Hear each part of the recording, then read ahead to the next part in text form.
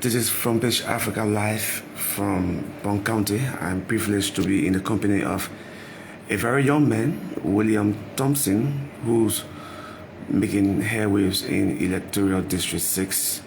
He has been involved with a lot of people-centered projects. He's here to talk to us about his representative ambition for District 6 in 2023 and his prospects in replacing the current incumbent of Representative Moima Briggs-Mensah. Mr. Thompson, I'd like to say welcome to Front Page Africa. Thank you very much. It's a pleasure to be on your platform at this time. I'm excited about it, and seeing you to come to us, I think it is appreciated because people make these kind of connections, and you just come to communicate with us, and I'm happy about that. This is our first time of meeting. Our first interaction, so that's what got me very excited. I've heard about you, and read some of your really balanced analytical writings. So it's a pleasure to really meet you. I think this is my first time even live on a Front Page. Yes. Talk to us. Who is William Thompson? William Thompson is a son of BONG County. I was born in Totota, BONG County. My father was born in Siesu town, and then my grandfather too was a clerk of the court in Siesu clan, and we have our village in the clan there called Thompson town between Donfa and Kolela. But my father, settled into the town, there where he born every one of us. So all of us were born in Totota, and that's how born in Totota. Grew up there. Went to the EJNC high school there, at my very tender age. And you graduated from the EJNC? No.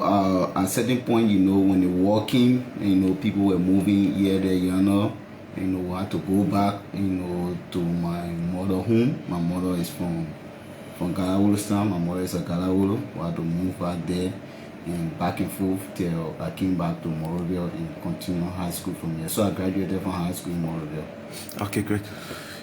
Of recent, you've been involved in a lot of people-centered projects in Electoral District 6, and one of such is the electricity project. Speak to us about what prompted your move and how has that been received by people in the district?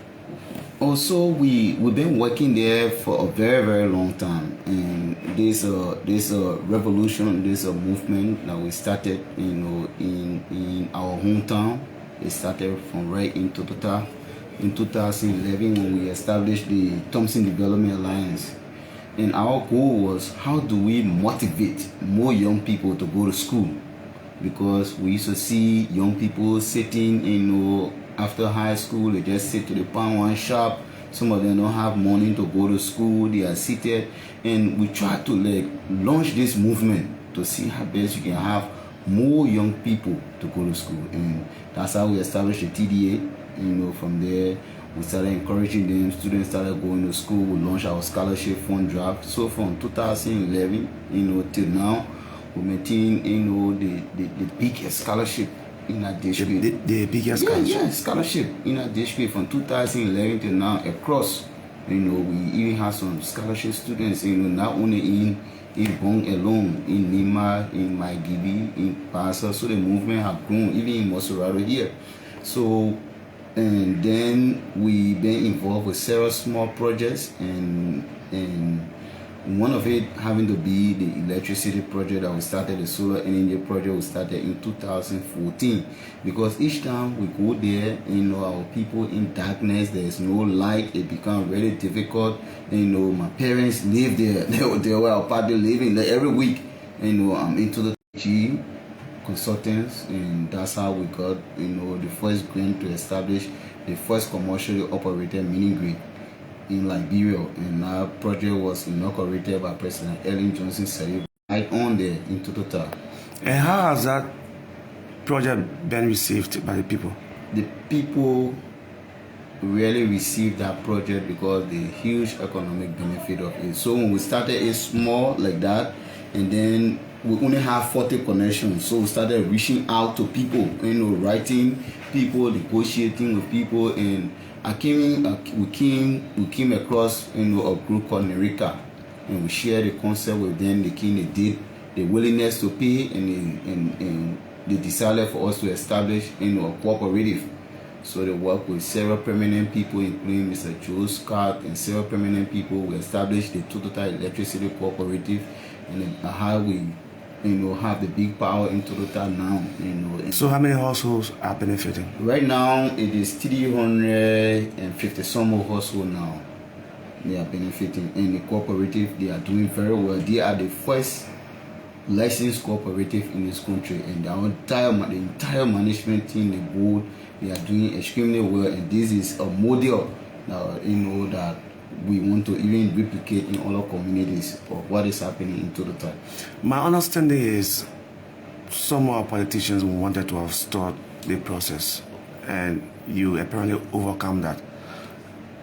Yes, you see, as a development practitioner, and I always tell people, you don't mix politics with development. Politics is politics, development is development, because in development, everybody's interest. In politics, people have diverse interests. So, a project of such, it should be completely divorced of politics. And each time I speak with the cooperative, speak with the leaders, I continue telling them, you can have your own political side, but the institution remain as it is, and it should be void of any political person influence. So even me, here, we allow that cooperative to run by itself. I don't tell anybody down there what to do. The board is there managing the cooperative, and they have the annual general assembly, the AGM, where every member of the cooperative meet. The board report to them, the management report to them, and they take decisions. So it's an independent institution, void of politicians. And we always tell all our political leaders, do not interfere with the running of that cooperative. And I have been very, very clear. I spoke to several of our leaders, spoke to them and told them, do not interfere with the running of this cooperative. We saw some few interferences, where people really pushed for the cooperative to be reporting to them and what have you, which became, it is a problem, because the cooperative has its own laws, bylaws, and constitution. The cooperative run by itself, report to the AGM, and furthermore, they report to the CDA, because it's a cooperative, and they report to the AERC. So it is not no political person should interfere with the running of the cooperative, and we try to continuously sensitize them, because we don't want that cooperative to fail. It's a model for this country. This entire country is the first, so it's a model. So we really want for every one of us to protect it. Let us invest. It better we even go there to invest, to give them money, to give them resources and other things, than to interfere with their internal governance processes. You are a young man. My understanding is you have been under pressure from residents of District 6 to contest as representative in 2023. Have you accepted the petition? It did not. It's not just a today's thing. So several elections. So even in 2017, it was even very, very loud. People thought I was going to be on the ballot. Several people, they came, given your extensive work in the community, what you are doing for our children, the electricity initiative, all of projects around, we see it prudent, that we can work with you. But I always try to stay out of politics and, to my work and intervene with my community development. But this time the call have become extremely loud. You go in our district, move all around. People are doing their own thing. They have had several endorsement programs across the district. So even this coming Sunday, another group of people, they are going to do endorsement programs. So the people, they are resolved. So what I'm doing now, what we are doing from the TDA is to continuously listen to them.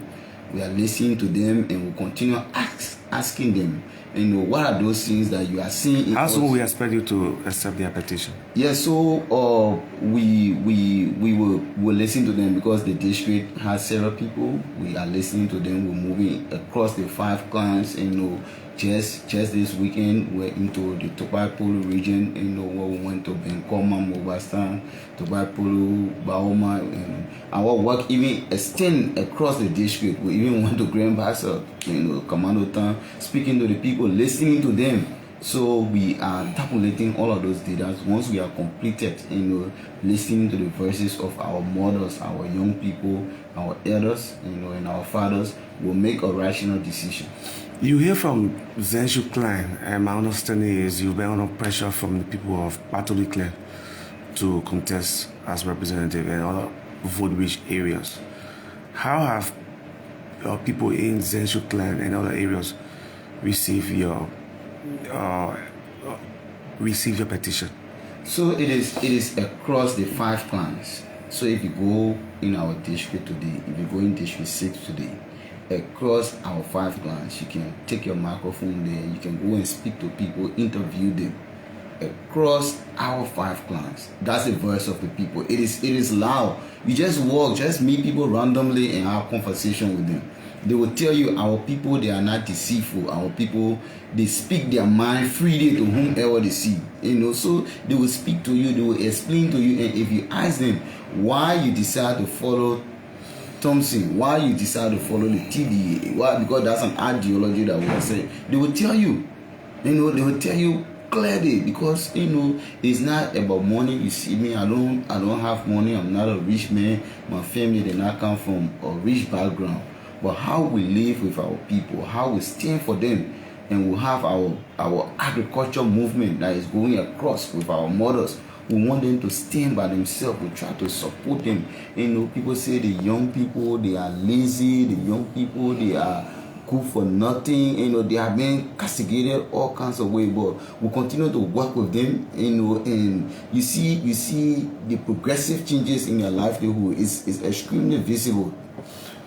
People feel to defeat an incumbent in Liberian politics is difficult. Now you're going against Representative Moima Briggs-Mensah in 2023. What are your prospects? It is not me that is going against our representative. It is the people decision. It is not me. It's not. I will not sit in here. But you want to unseat her though? Yeah, I will not sit here and say I want to go there to contest. It's not my will. It's not my vision. It's not what I want. I have my life goals. Which I was even supporting. If you meet on a Briggs-Mensah, you have conversation. You tell her I'm one of the person who stand to follow up with her. Even at certain point in time, we printed several nose marks. When I gave it to her, I said, "Go give it to your people." That's how I've been doing it. But why is responsible for a change in your behavior? That's the voice of the people. You don't disrespect your mothers. You don't disrespect the young people. You don't disrespect the elders. This is what they say. So who am I? Just listen to them and come out with a decision. That's all. So listen to them more. So it is not me. It does not come from me. It comes from them. The people are the one that are making their decision. And if you go there, they will tell you. They say, Thompson never came to us and tell us he want to be. They will tell you clearly, inherent in the people. They have the power. So they give, and they know all of us, all their children, they know every one of us. They know our behavior pattern, they know what we stand for, they know our attributes. So they decide. In 2017, they decided, they say, okay, we're giving it to this person. In 2011, they made similar decision. 2005, they made similar decision. And in 2023, they are clear. The people they are crystal clear. You from the ruling coalition for democratic change, and we are also hearing speculations that the former Senator Henry Yala, who is also from the Coalition for Democratic Change, could contest in District 6 as representative. Why are you standing, or why are your prospects in contesting on the party or ticket if you so desire?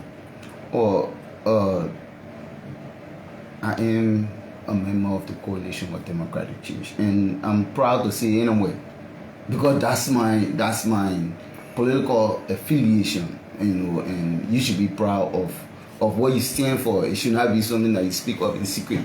So I maintain my membership with the CDC. I maintain my support with the CDC, and I strongly support the re-election of President Weah. And the issue of the CDC has primary, they go to the primary, and the party is a very rational party, where they go to primary and they select. Would you be willing to go to primary with him? Our party has their own decision-making processes, and I can tell you, we are not afraid of anybody. What we want is a mandate from our people, and they are already giving us that mandate. And once it becomes crystal clear and everything is done, we are not afraid of any name. It's not about names. It's not about names. This name. It's not about it. It's about how you have your traction with your people. What the people want. The power is not in our hands. Anyone, I'm just William Thompson, I have one vote. Any other stakeholder there got just one vote. But the people collectively have their decision. So I can boldly go into primary, into election with anybody in our district, and I'm extremely confident. I'm extremely confident of this, because it does not come from me. It comes from the people. There are speculations that you have been bankrolled by Edward Kafia to unseal Moima Briggs.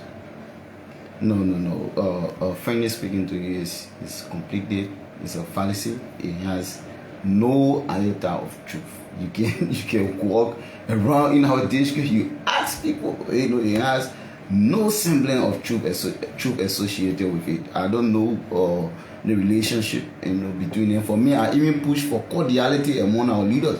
I frown at how our leaders in our county, our caucus, they are not together. They don't meet frequently. They don't associate. I frown at that personally, and I'm a strong advocate to division among them. So I cannot promote that. So even if Kafia is giving you money to contest, you won't accept it. Kafia is not giving me money. Well, that is speculation in the camp of Moima. Yeah, but for me, I will not even waste my time to talk much about it, because I'm convicted of what I'm saying. Kafia is not giving me money to contest in any election. He and myself I'm not going into any arrangement of such. There is no fight associated with it. Would you support him as senator? Our people are supporting our movement. Our people are standing with us, supporting our movement. And if you go there today, like our office is right across the market. You see marketers coming to support what we're doing. Like when we launch our student internship program, people came from all over to support us. So would you support him in 2023 as senator?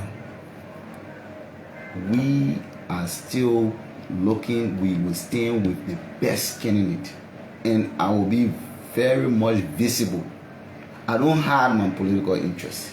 When the time has reached and we have the best candidate that will be the next senator of our country, I will be extremely visible. You see that person picture on my face.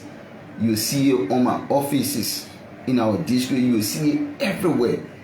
So we listen to our people. Our people will tell us where to go, and we will stand for that person. What do you make of the construction of a clinic in Toyota that Kafia is constructing?